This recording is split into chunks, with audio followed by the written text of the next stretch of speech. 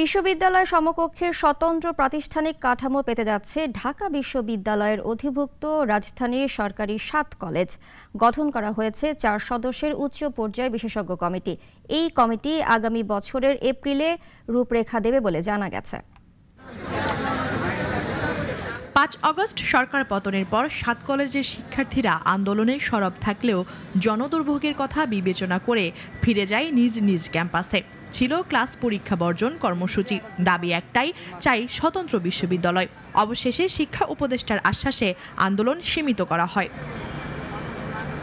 এবার সমস্যা আর দাবির বৃত্ত থেকে বের হয়ে ৭ কলেজের শিক্ষার্থীদের জন্য আসলো নতুন ঘোষণা। শিক্ষা মন্ত্রণালয় জানিয়েছে ৭ কলেজের জন্য বিশ্ববিদ্যালয়ের সমকক্ষ একটি স্বতন্ত্র প্রাতিষ্ঠানিক কাঠামোর রূপরেখা প্রণয়ন করা হবে। এ লক্ষ্যে গঠন করা হয়েছে ৪ সদস্যের উচ্চ পর্যায়ের বিশেষজ্ঞ কমিটি। নতুন এই কমিটির কার্যপরিধি আর রূপরেখা প্রণয়ন প্রসঙ্গে নাগরিকের সঙ্গে কথা বলেছেন কমিটি প্রধান ও ইউজিসি চেয়ারম্যান। আমরা যাদের সাথে কথা বলা দরকার, যাদের পরামর্শ নেওয়া দরকার, সবকিছু নিব। আমরা যথাসাধ্য চেষ্টা করব যে যেটা ভালো সেটাই যেন বেরিয়ে আসে এখান থেকে।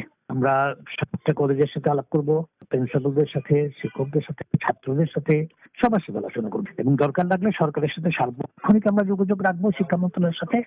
আমরা ইন্টারাকশনটা যেহেতু মিনিস্ট্রির সাথে কন্টিনিউয়াস থাকবে, কোনো জায়গায় কোনো সমস্যা কাজ করবে না। বলা হয় ইতিমধ্যেই এসব তথ্য জানিয়ে চিঠি পাঠানো হয়েছে সংশ্লিষ্টদের কাছে। কমিটির সদস্যরা বলছেন, ঢাকা বিশ্ববিদ্যালয়ের অধিভুক্তি বাতিল করে স্বতন্ত্র সত্তা বজায় রেখে বিশ্ববিদ্যালয়ের সমকক্ষ প্রাতিষ্ঠানিক একটি কাঠামোতে রূপান্তরের প্রক্রিয়ায় মূল বিকল্প হিসেবে বিবেচ্য হবে।